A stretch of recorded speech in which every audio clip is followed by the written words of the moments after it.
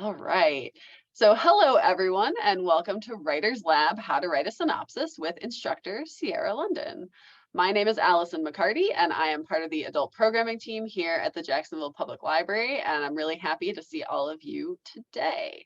Before we get started, I encourage you to put your Zoom screen setting on speaker view. We're going to do a screen share, so you're mostly going to see that, but once the screen share is done, then you'll be able to see our instructor today.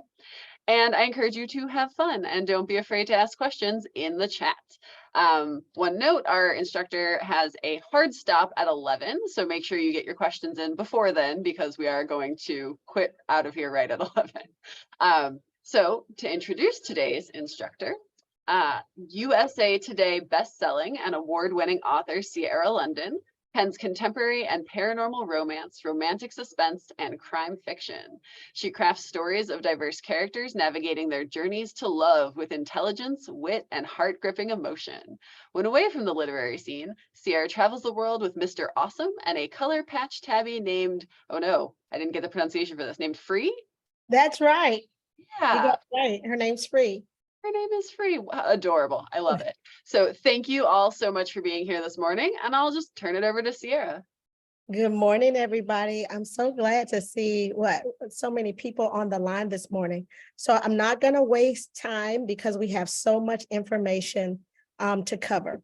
So just a little bit about me. I have 35 published books right now. I'm on my second literary agent.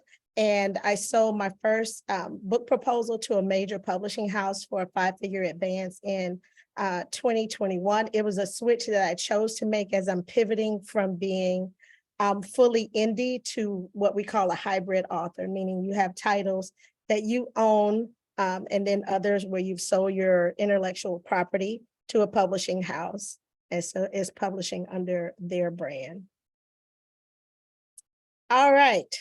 So a couple of questions before we jump right into synopsis, and I want you all to answer in the chat.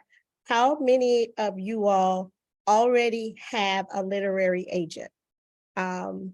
Just respond yes, no in the chat so I can kind of get a feel for who the audience is. And Allison, if you could just let me know if most people are yes, I already have an agent, or no, I'm working on getting an agent. So far, all I see are no's. Okay, so that's great. This is a great place to start with this particular lecture because the synopsis is the second part of the process. So if you're in this class, you're telling me that, Siera, I am looking, like my goal as a part of my author career, long-term strategy is to secure a literary agent and sell my book, my intellectual property, to one of the big 5 publishers. So the big 5 publishers, Penguin Random House, Simon & Schuster, Macmillan, HarperCollins, or Hachette, which is who I'm with. And then within those big 5 publishing houses, how they sell the books actually break down into imprints, and that's usually the name that you see on the spine of the book. So you might not see Hachette, which is my publisher. You might see the imprint Avon because I write romance, and that's one of their romance imprints. So my books would be released under that.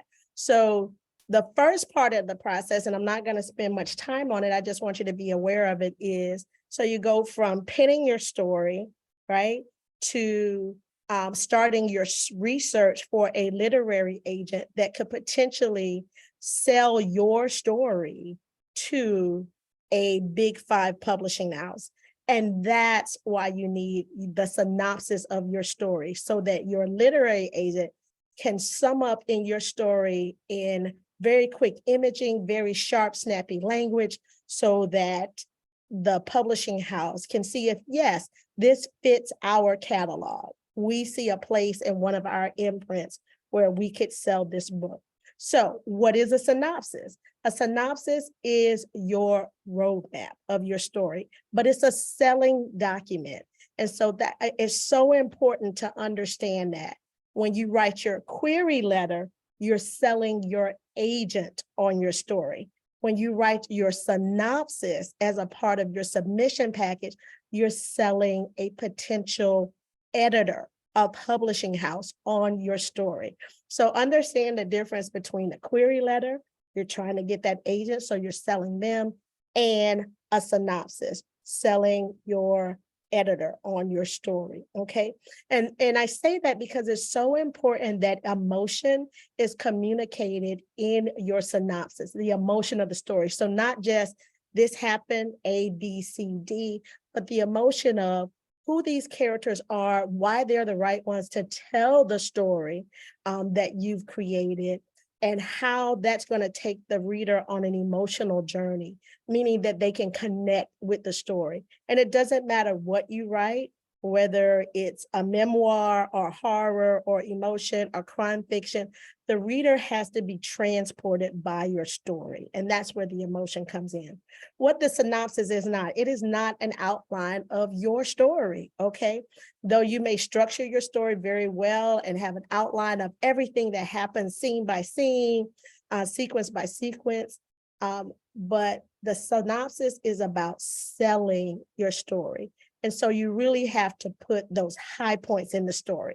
Think of it as your book trailer. Like trailers, you don't see all of the story, but you get the part of the story that has you like on the edge of your seat and stretching your eyes wide and going, yeah, I want to know more about that. That's what the synopsis should do for your story. Okay, so I said this a little bit already, but this is your selling team. You, the author, you're the one that's crafting the book proposal as a whole, right? And usually it's not just a single title book. Very few publishing houses are interested in one book. So you need to be aware of that if you're writing fiction in particular. Memoirs, nonfiction, totally different. But think in terms of a trilogy or a duet, 2 books, but they want to be able to hook their audience, their readers, and then keep them coming back to the publishing house. Why? Because when that happens, everybody makes money. The author makes money, the agent, as well as the publishing house, and it is a business. So your agent is your first business partner. They are the first reader that you have to hook with your selling synopsis, right?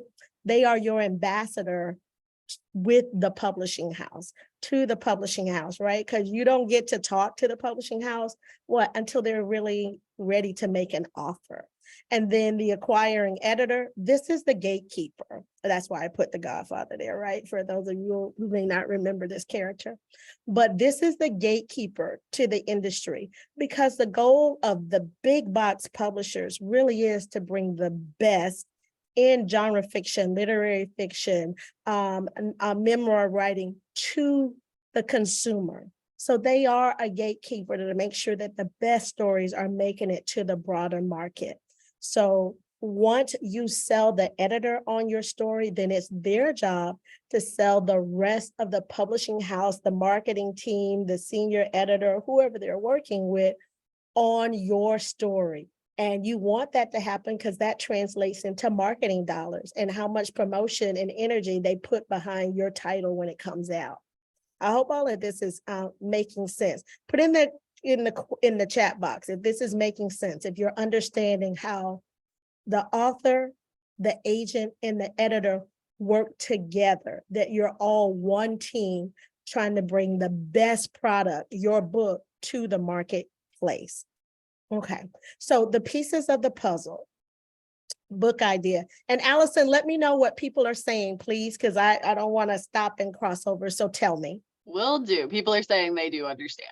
Okay, good. So the pieces of the puzzle, book idea.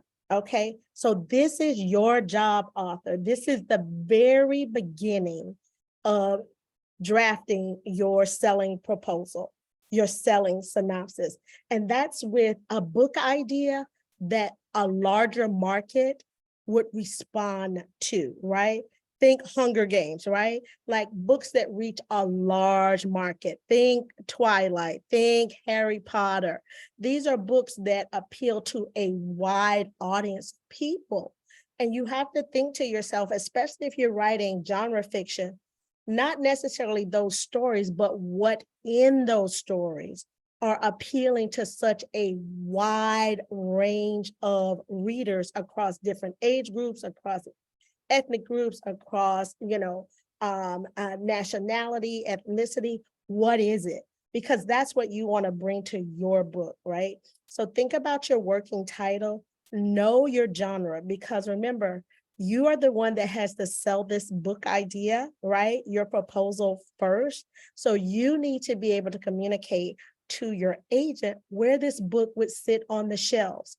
And more importantly, what other books would be around it. So if you can't explain that, guess what? Your agent will have trouble explaining that as well. And the publishing house needs to understand if they're going to partner with you as a business, where your product fits on the shelves that they have market influence on, okay? Who are your central characters? And for, even if it's a 3-book series, you want to have that book one pitch solid. Like, you want to know those characters inside and out, as well as the theme, the premise, the goal, motivation, and conflict. What are they bringing to the page? And keep in mind, if your story, regardless of what you write, doesn't have any conflict, guess what? There's no story that a broad audience is interested in, right? Because as consumers of literature, right, consumers of words, we want to go on a journey with these characters, even if it's a memoir. And so there's no struggle if everything is, guess what, y'all? I was born great, I lived a great life, and I'm just great, and I want to tell you about it. If the character didn't overcome anything, whether in a fictional life or a real life, then that story is not going to be a hit with a broad audience, right? So for your characters, you need to know what the goals are. What do they want? Motivation, why do they want it? Conflict, why can't they have it, right? And then you want that to translate onto the page, okay? So the synopsis is your central selling document, that central selling document in your proposals package. So it must be persuasive. I hope I cannot drive that home enough, right? Okay. Do not act up, computer. Okay, thank you. Pre-synopsis planning. Research, research, research. I cannot say that enough. So crafting a selling book proposal, which the synopsis is a part of that, means that you're going to have to research your genre or the other books that are like what you're trying to sell. And I say like, so they're not the same, but similar, because every book, guess what, has friends on the shelf. You don't go into a bookstore and one book is just all alone with a single spotlight on it and nothing is around it. Even if you buy your books online, it tells you readers also bought this book and this book and this book. And when you pick a book for yourself, if you go online, the vendor that you bought it from may suggest other books. So it tells you that you need to know who your book friends are. What other books may be on the shelf around your book? Because this is going to help you shape your synopsis and sell it, because guess what? If readers love Harry Potter's book, they also going to love this book that I wrote, because these are some of the central themes in it that I'm bringing forward that we know the marketplace responds to, okay? So you do want to research the best-selling authors in your genre, because your agent is going to ask you, who's going to buy this book? We call that the target audience. Who's the audience for this book? As an author, when you're writing this book, when you're starting with the book idea, who do you envision buying this book? Who has this book in their briefcase? Who has it in their purse? Who has it on their shelf? Who has it on their electronic reader? That's what you need to have in mind when you're from the moment you craft your book idea. Who can I sell this book to? And it doesn't matter really if you're traditionally published or if you're going to independently publish. You still need to know the audience that you're aiming at, right? The second component, who or what appeals to you about these books that are really selling well? because you want to examine your own synopsis and see if you're pulling through similar threads. Are you weaving this into your selling document? Why do I ask this? Because we already know that these components sell well in the marketplace. The marketplace is already responding to them. So Siera, are you telling me that I have the right to market? No, but I am saying that you need to know the market that you're targeting, what it looks like, what they read, and how do other authors who've done it successfully, how do they tailor that selling synopsis, reading that blurb? What are emotion, are themes, are premises that they're pulling on that the reader is responding to, that they keep coming back for more? Okay, pre-synopsis planning continued. I cannot stress this enough. You as the author must know what your character wants, what their goal is, because that's going to drive the story.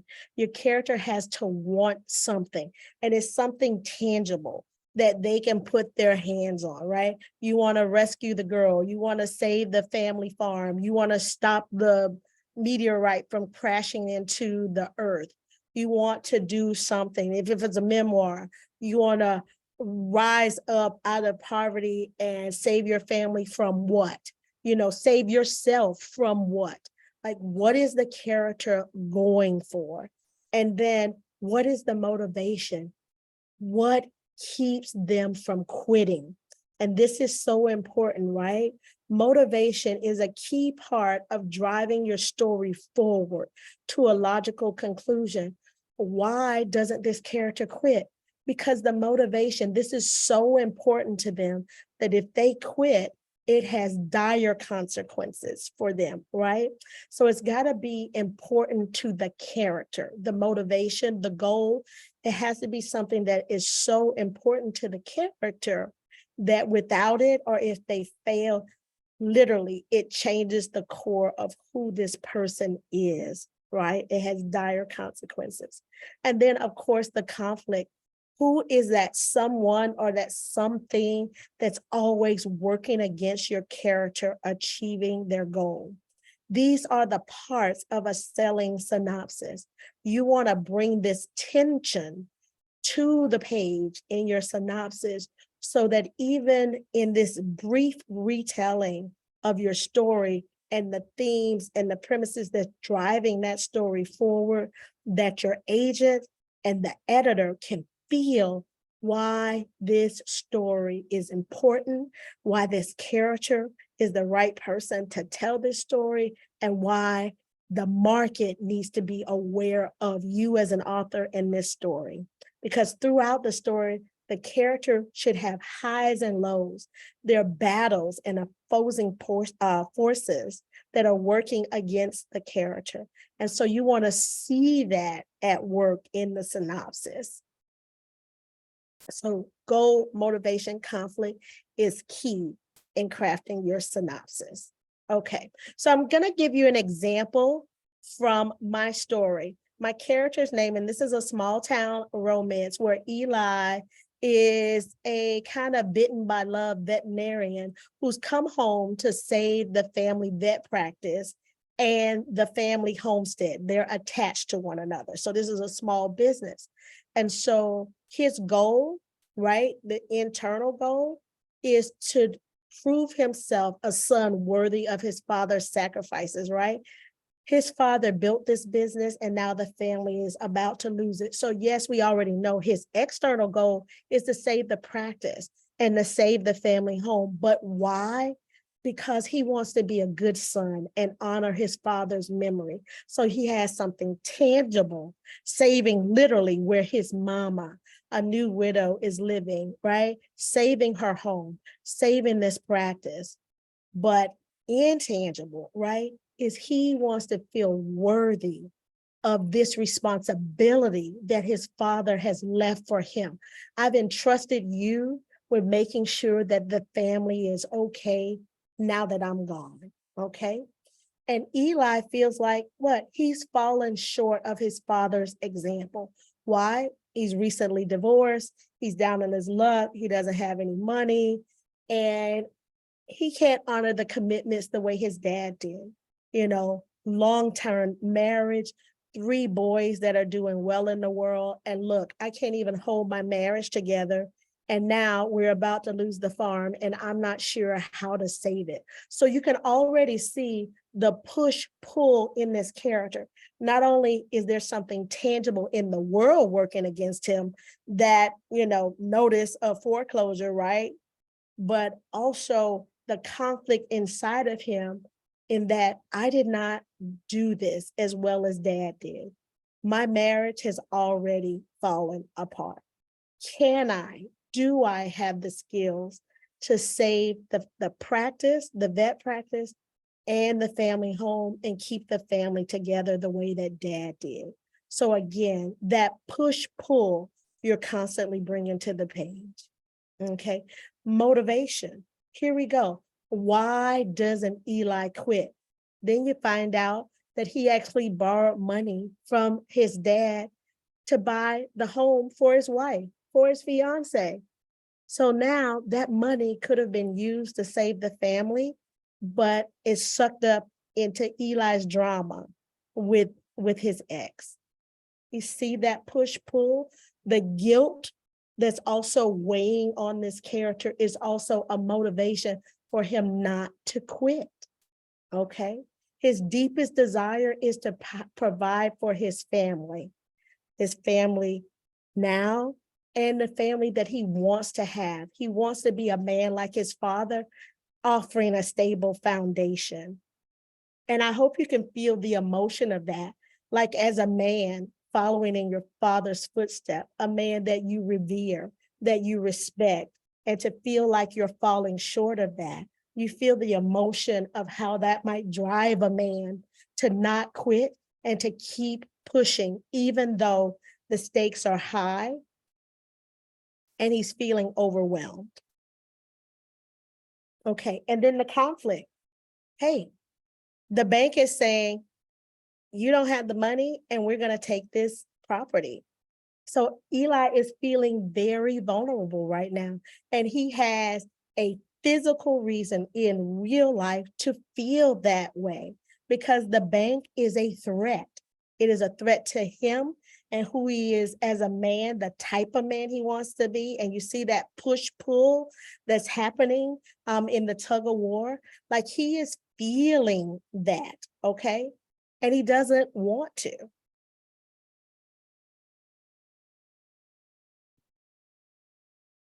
Okay, so writing your synopsis, now that you know the components that you need, understanding the industry, understanding your genre, or if it's nonfiction, your what type of book you're bringing to the marketplace, who are the best sellers in it, what types of themes do you see played out in those books, the premises, how are they shaping the story? Now that you know that, you know your character's goal, motivation, and conflict, now it's time to write your synopsis. That selling document that's going to help your agent sell that book to a publishing house. Instructions. I cannot say this enough. No matter what you think, y'all, it's really hot under this spotlight. I'm gonna just wipe my face a little bit, okay? So no matter what you think, you want to follow your agent's instructions. Remember, your agent is your business partner, right? And they know publishing. You know your story, but they know publishing. And you're paying them to give you the best advice. No, you're not paying them up front, but they get paid when your synopsis, your story proposal sells. And so they have a stake in this. So follow their advice. Everybody understand that part? Like put it in the chat. Like, yes, Siera, I get that. How important it is to follow instructions because they're going to know not only what the publishing houses want, sometimes they actually know what specific agents want. Like your agent, I'm sorry, what specific editors may want at a publishing house. My agent did that for me. She was like, look, I have 3 editors that I want to pitch this book to first. and we'll see if one of them picks it up. If not, then I have another 3. But I know who I could possibly sell this book to and craft your synopsis this way. All right, what are we getting in that chat box? We've Allison. got lots of yeses, Okay. and also a question. I don't know if you want to take a question now or wait until the end. Okay, I'm gonna get through this slide and then I'll answer that question. Okay. Okay, so page count. So usually a synopsis is 1 to 5 pages. What I would recommend is at least create a 3-page synopsis. And when you think about story, right? Stories are written in acts, act 1, act 2, act 3. Some people think of it as the beginning of the story, the middle, and the end. So we're talking from a structure standpoint, 1 act per page. So the beginning of the story is 1 page, right? And we're talking, that double space, Times New Roman, 12 pitch. So 1 page per act, okay? No secrets. Remember all that stuff I was pouring into you about Eli and what he wants and his goal, motivation, and conflict? All of that is in your synopsis. You do not have any secrets in your synopsis. Your selling partners, that means your agent and your editor, need to know the bones of this structure. Like, what is the act 1 climax? What's the act 2 climax? What's the act 3 climax? So that they know what they are selling and buying. Okay, Allison, what's that question? So the question is about when you're looking for an agent, do you need a synopsis in the agent query, and what guidelines should you follow for that?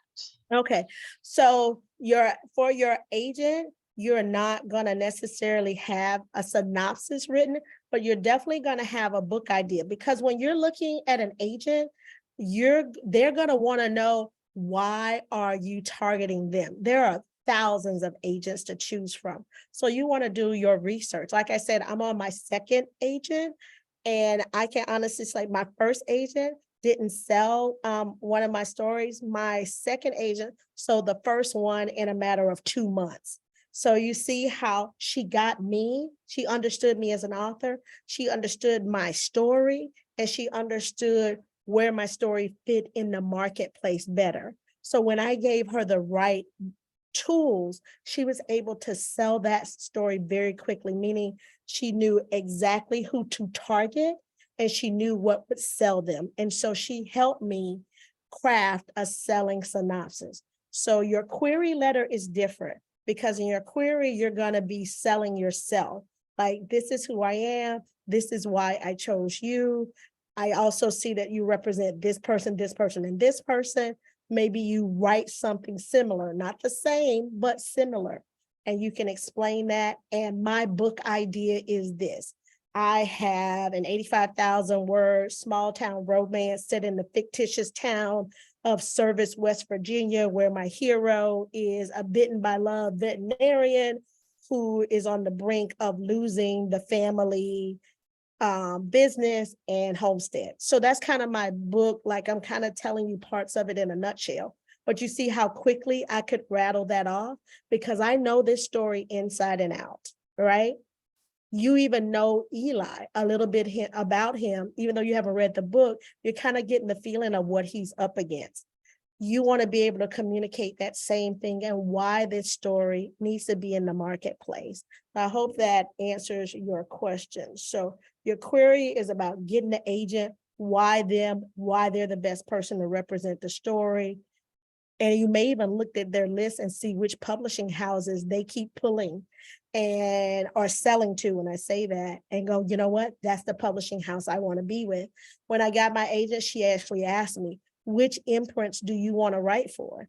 Because guess what? Some of them are better at selling small towns than others. Yes, the other ones may have small towns, but these are the ones that have broken out in the marketplace, and the authors have increased their readership and their market share, therefore their income.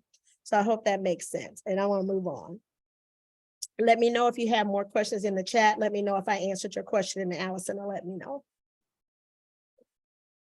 Okay, so page 1, act 1. This is just the beginning, but it's so important to establish the tone and genre of your story, the title, and it matches the story pitch, right?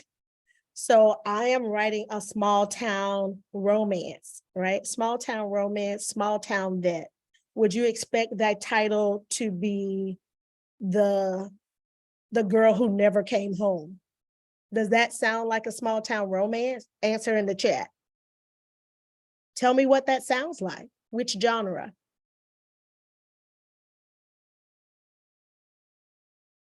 The girl who never came home. Don't open that door. Do those sound like romance? Do they sound like horror or something darker? I'm seeing mystery and thriller in the chat. Yeah, exactly. So your title, your tone, it needs to match the genre. It needs to match where you want this book to be on the shelf. Okay. The antagonist or the conflict with the central character must be clear to your sales team. And y'all know who the sales team already. I don't have to keep saying that. Your agent and your editor, right? They need to know what this character is up against. You just met Eli. Y'all know what he's up against, right? What is he up against? You know his internal struggle, and you know what physically is working against him, right? So set up your synopsis like a short story with all the scene climaxes, right?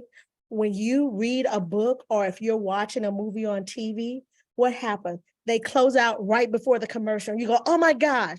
Like think of Game of Thrones, like, oh my goodness, like they just ended on the best climax of that scene. And I gotta wait until what? Next week. I gotta wait until after the commercial. You wanna do the same thing in your synopsis, like turn that story at the end of that page and go, oh my goodness, I can't wait to look at Act 2 and what's gonna happen. Clearly communicate your protagonist's goal, motivation, and conflict, and the wound. Just like I did with Eli, you know what his goal is, his motivation, and his conflict, and you know the wound.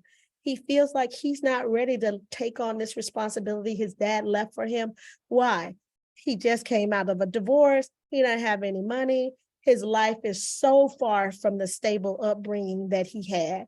How can I possibly do this? And guess what? I'm up against what? A ticking clock, because the bank is going to what? A bank's foreclose what? In a time window, right? You got 30 days, 60 days, 90 days. So every day he's moving closer to failure. So you want that to come through in your synopsis. Okay, so the building blocks of Act 1. This I got from Alexandria Sokoloff. If you haven't heard of her, she writes screenwriting tips for authors. And she talks about in that first act, these things must be there. Who is the main character, right? What do they want? That's the same thing as desire or goal. What is the big thing that happens that begins that desire or focuses on it, right? For Eli, what? It's that notice that you're going to lose the house, right? Okay, what is their plan to get it? How is he going to save the family homestead and the business? What's the plan? And now that the characters formed a plan, what kind of rocks are you going to keep throwing at them so that they're not reaching their goal until all the way at the end of the story? That's a part of the conflict. And at the end of the page, what's a description for that Act 1 climax? What is Eli locked into so that he can't walk away? Like there's no way he can walk away at this point.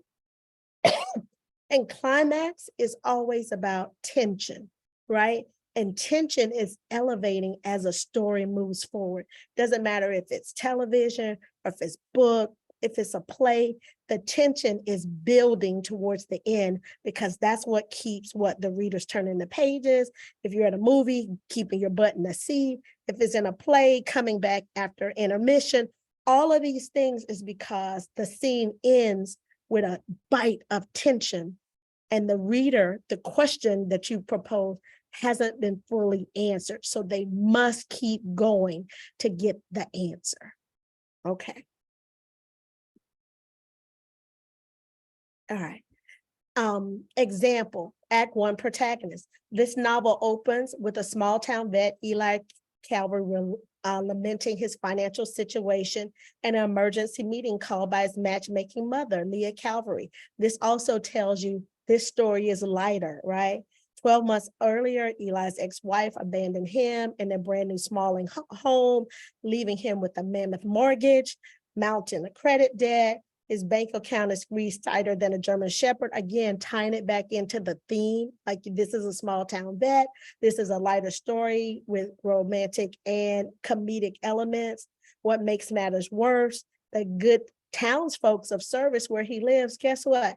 They don't want to pay him money. They want to barter. So they're dropping off pies, all these nice little gifts for him, but it's not money. And that's what he needs. Okay, so even in this short paragraph, you get a feel in Act 1 of who Eli is, what he wants, why can't he have it, and what he's up against. This is a man who needs money, and guess what? Money's not flowing in, and his bank account is darn near empty.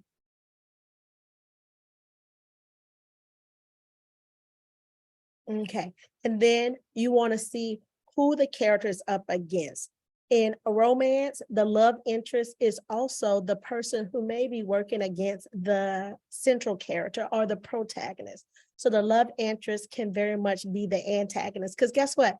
Eli doesn't have time to fall in love. And oh yeah, he already fell in love before and it didn't work out. So the last thing that he needs is a woman showing up at his practice that he's attracted to, okay?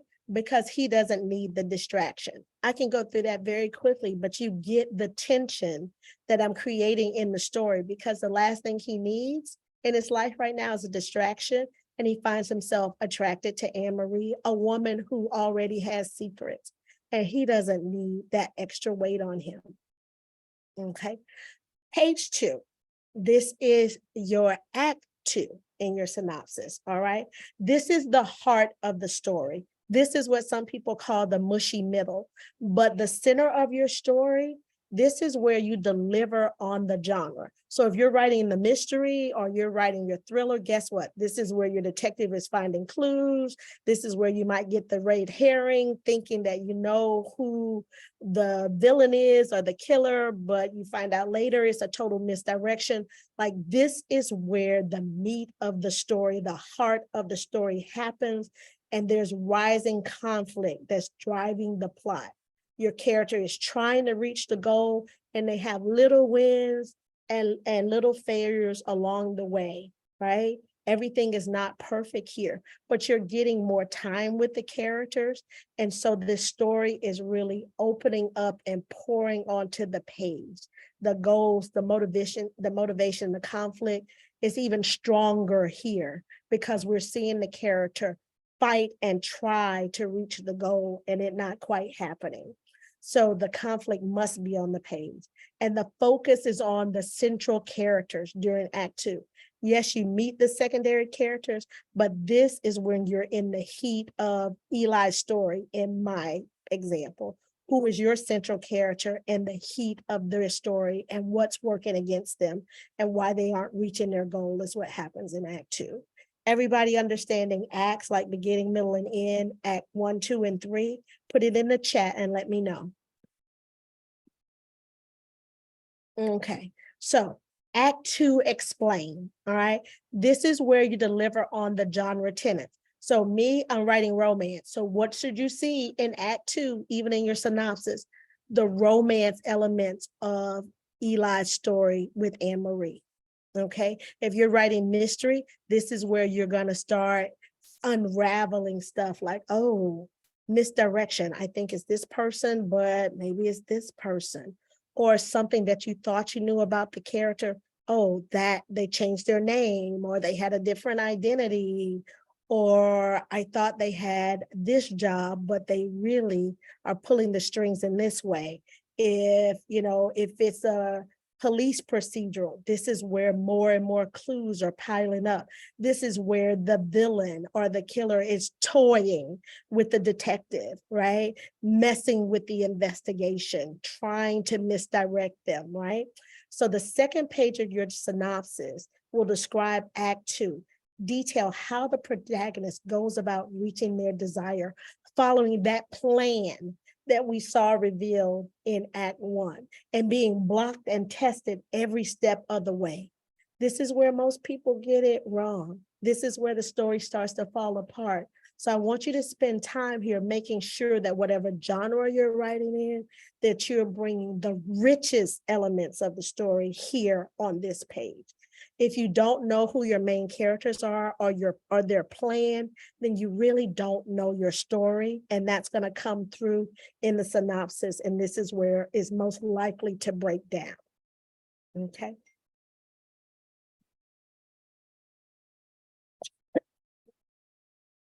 Okay, in Act 2, this is where Anne-Marie and Eli are kind of playing hide and seek with one another. And what I mean by that is they have the opportunities to spend more time together and they're getting to know each other. And so that focus, we know what the story problem is, right? We know what Eli's trying to do, but this is a romance. And so I'm giving him opportunities to fall for the heroine in Act 2. So in this, your Act 2, depending on the genre, this is where you're giving your character opportunities to deliver on whatever the genre is, deepening the mystery, adding complexity to your police procedural or your crime novel, or the horror gets even more vivid or maybe happening more often on the page, okay?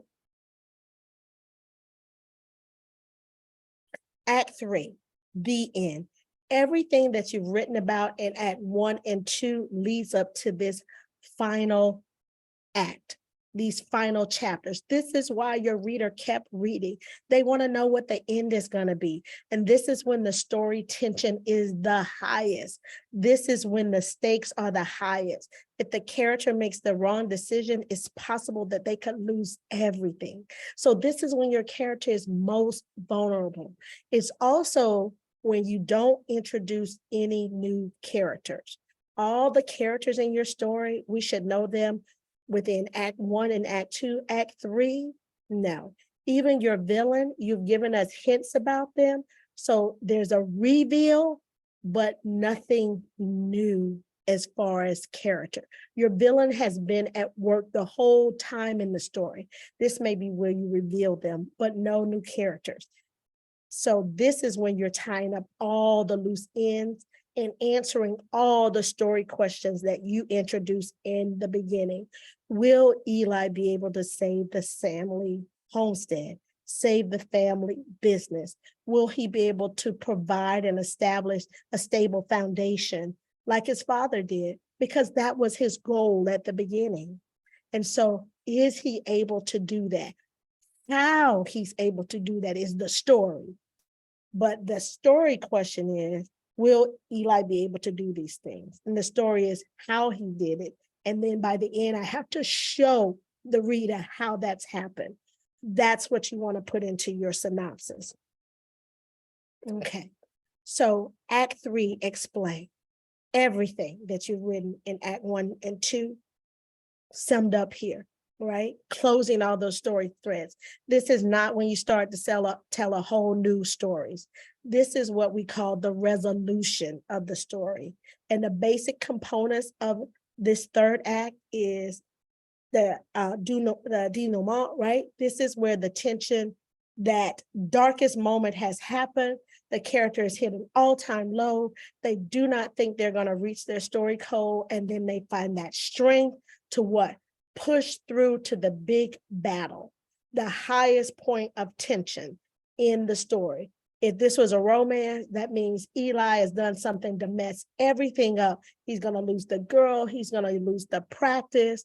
And then he revamps with all the tools he's learned on this journey that he didn't have in the beginning, with this new fresh set of eyes, this new confidence.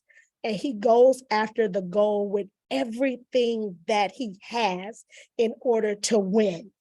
That's what your character is going to do. Everything the detective knows, everything that he's learned through all the years, all the cases that he's solved, all the criminals he's come in contact with, he's bringing all of that to the table so that he can catch the bad guy and make this community safe again. Think about Jaws and this water-phobic sheriff, right? This challenge with keeping this beach safe during tourist season. This is when, oh my God, the boat is torn up, the captain is dead, I am afraid of water, but I am out here and I am going to do everything I can, every tool I have to kill this shark and make this beach safe again, make my town safe again, okay? So everything in the story leads up to this point where the hero and heroine meets the antagonist, the villain in this showdown. You can see it in Jaws because literally you got this huge shark that's killing people and ripping this town apart during tourist season.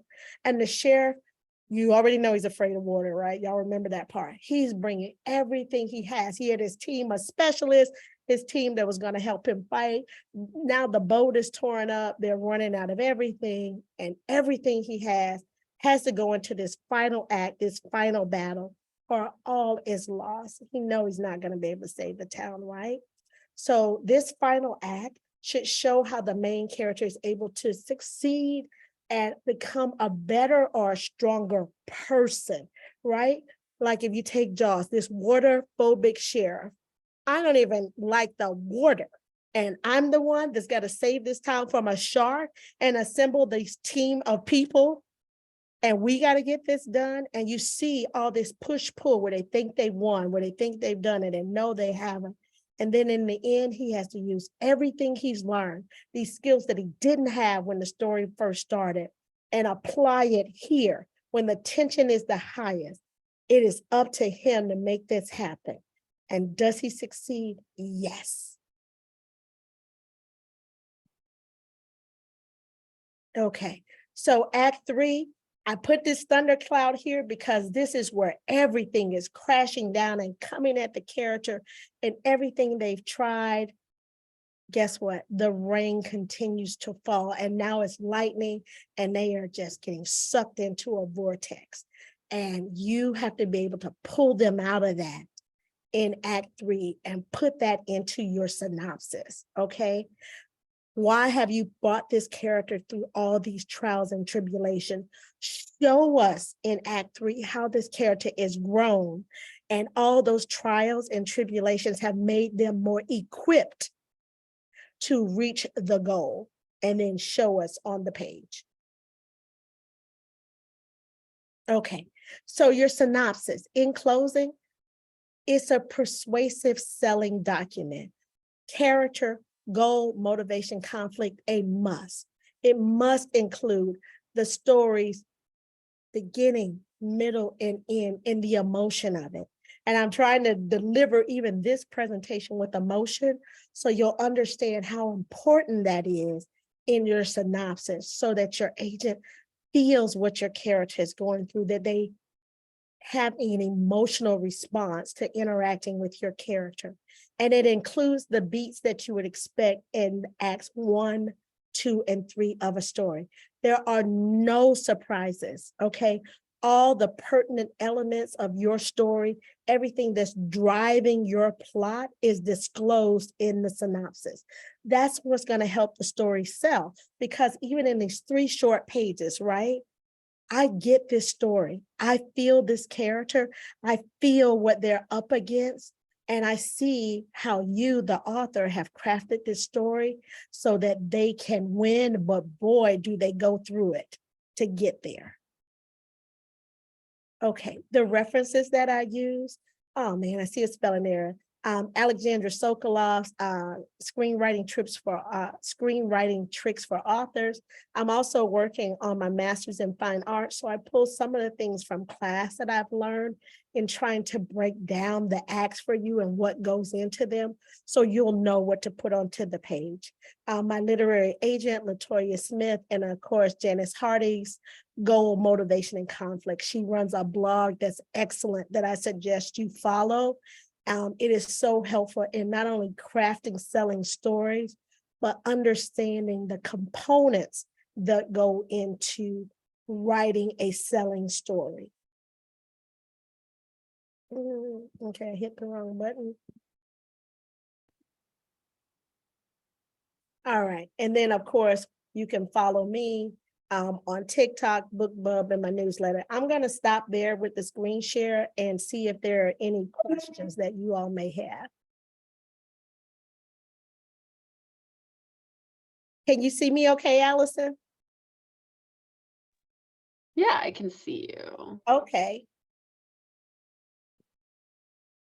All right. Questions?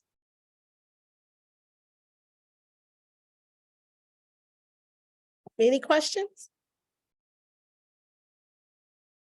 Allison, are there any questions at all? There's nothing in the chat, but Okay. people might be typing, so let's give them a second. Okay.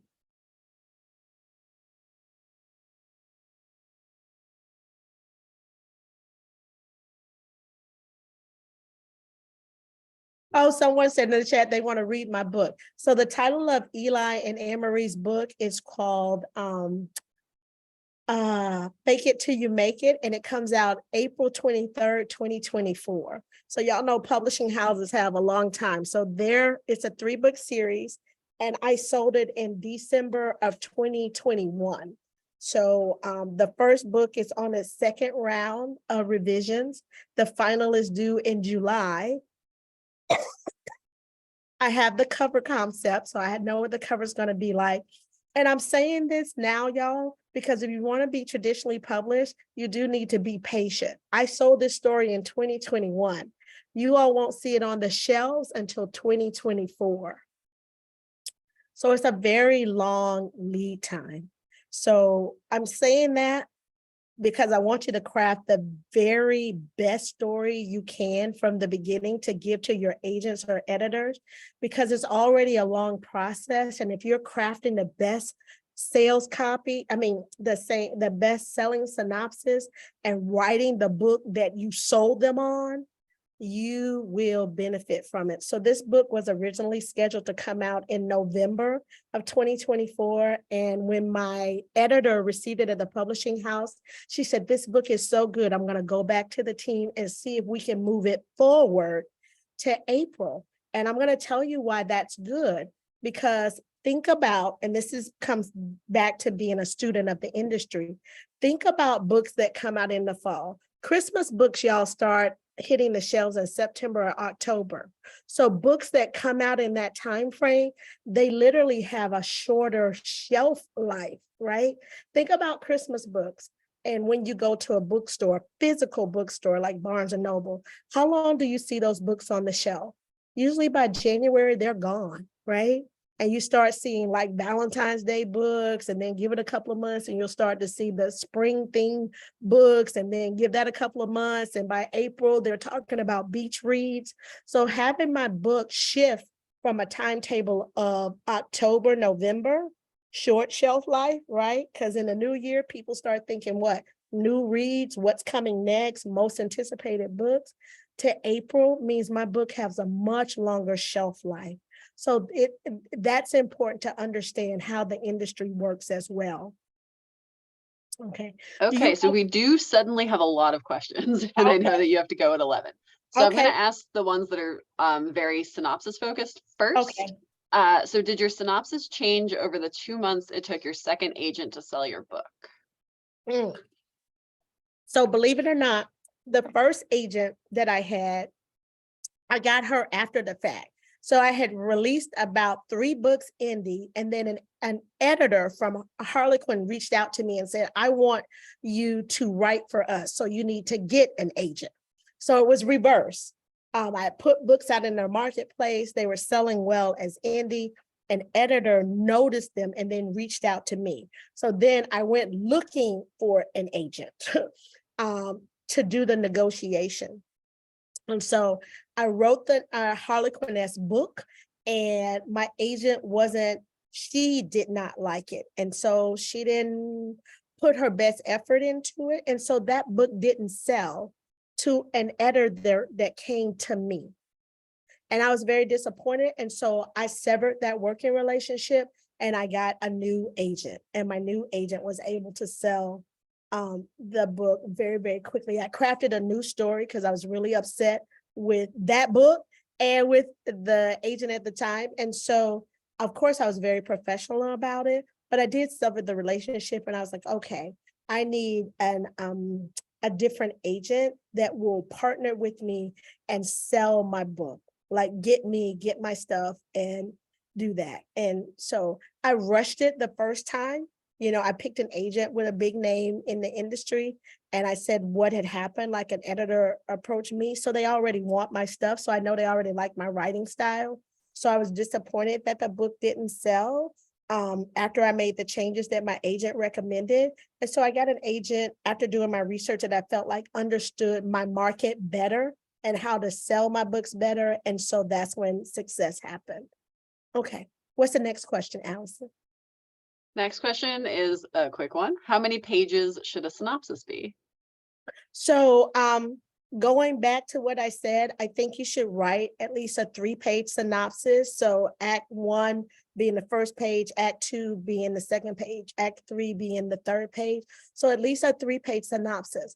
But your agent will know what the publishing house wants. Sometimes a publishing house wants a short synopsis. So 1 page. So the setup is the first paragraph, and then paragraphs 2, 3, and 4 are acts 1, 2, and 3. And then the closeout of the story, or whatever the happy ending is, the new world that the character is operating in, is in the final paragraph. So that is a 1-page synopsis. If your publishing house wants a 5-page synopsis, then the first page is going to be Act 1. The second page is going to be what we call Act 2A, which means the false high of the story. And then Act 2B, as you're moving towards the dark moment, would be the next page, the third page. And then the fourth page would be Act 3. And then the fifth page would be the new world and what the character is doing post-conflict, now that everything's been resolved. That's a great question. Next question. Okay. Do you write your synopsis and pitch it before you've actually finished writing the book? So it depends. So I already had, more than 30 books out. So a publishing house knows that, 1, I can finish a book, and 2, I know how to sell a book. So I can sell a book on what they call proposal, meaning Eli and Anne-Marie's story was not written. It wasn't completed when I sold it. I sold it on what they call proposal. So that is usually, this is the blurb. This is an outline of, book 1, and with what I think book 2 and 3 will be like. And then these are the first 3 chapters of Eli and Anne-Marie's book. So, and the synopsis, of course. So that's a book proposal, right? So I sold it on proposal. If you don't have any credits, meaning you don't have any books, right? Then you probably will have to have the whole book written to sell it, because they don't know how you will perform as an author in the industry, because you don't have a backlist of books. I had a long backlist, so they was like, of course she can finish a book, and of course she can sell a book, because guess what? I have reviews on my books, right? And I'm making money from my books already. Great question. Next question. All right. Does this process apply only for, they say nonfiction, but maybe they meant fiction, but either way, can you apply this process to write a synopsis for like a memoir? Right. And I think I mentioned memoir several times, right? So memoirs are only interesting if we know what the character, even if that's being you, what are you up against? Like, what was the journey? What's the wound you're fighting against? What's, are you the underdog? Why should we root for you? What did you overcome? So again, even memoirs have to have a goal and motivation and conflict. Why should we read your story out of everybody else's? Why? Sorry. What next? All right, I think this will be the last question. So this person is working on the third book in a 3-book trilogy, and the story takes place over decades. Is it best to try to focus on the first book for querying and writing a synopsis? Yes, because you have to sell that first book. Like the first book is opening the door. I'm sorry, my throat is really, really dry. But if you can't sell the first book, book 2 and 3 are a wash. So that first book has to be the strongest. Like it has got to sell. So it's got to hit all the beats, the character motivation, goal, and conflict, really understanding the character's plan, act 1, 2, and 3, having the climaxes in there that the story is turning on, that's driving the plot. Yes, you have to write a solid book 1. Okay. Well, I will let your throat off the hook and we'll go ahead and I end this out know, for I'm today. so sorry. I will say one thing about this question about the trilogy. So I told you with my proposal, it's Eli and Anne-Marie's book, right? That's so the story world. It's 3 brothers, the Calvary brothers. And that's what they said. Like Siera London, got a 3-book deal on the series, the Calvary brothers, featuring small town heroes, small town everyday heroes. One's a vet, one's an EMT, one's a firefighter, right? But I wrote the first 3 chapters of Anne-Marie and Eli's story. That sold the book. And then for book 2, per my publishing contract, we have to work on the goal, motivation, and conflict together. So that's also the danger of having book 2 and 3, if you're talking about selling to a publishing house, already written, because they may restructure book 1 and that changes book 2 and 3. And if you already have them written, guess what? You have to tear those books apart and redo it. I All right, hope well, that helps. thank you so much, Sierra, for this awesome presentation. And thanks everyone for coming out today. I want to let you all know before you go about our next set of Writers Lab programs, which are both on June 3rd. At 10 a.m., we're going to have a very special Writers Lab with Susan Orlean, the author of The Orchid Thief and The Library Book, a huge name in nonfiction. If you don't know her, go look her up. She's big. And then right after that, we have a Writers Lab with the Authors Roundtable, focused on, let me double check what that's focused on, focused on, I don't have it written down. Dang it, I think it's promotion. And they'll be here at the main library as well. So you can go to the Susan Orlean, take a little break, hit up the Authors Roundtable. Jeremy says it's the marketing plan. That's what it's for. Thank you, Jeremy. And so you can have a great Saturday morning at the main library. We're going to follow this up with an email to all of you with links to those programs for you to sign up. And of course, to our survey that we always ask you to take. We really appreciate it when you fill it out and let us know what we can improve and what we're, already awesome at. So thank you all for coming today. Have a great Saturday, and I'll see you next time.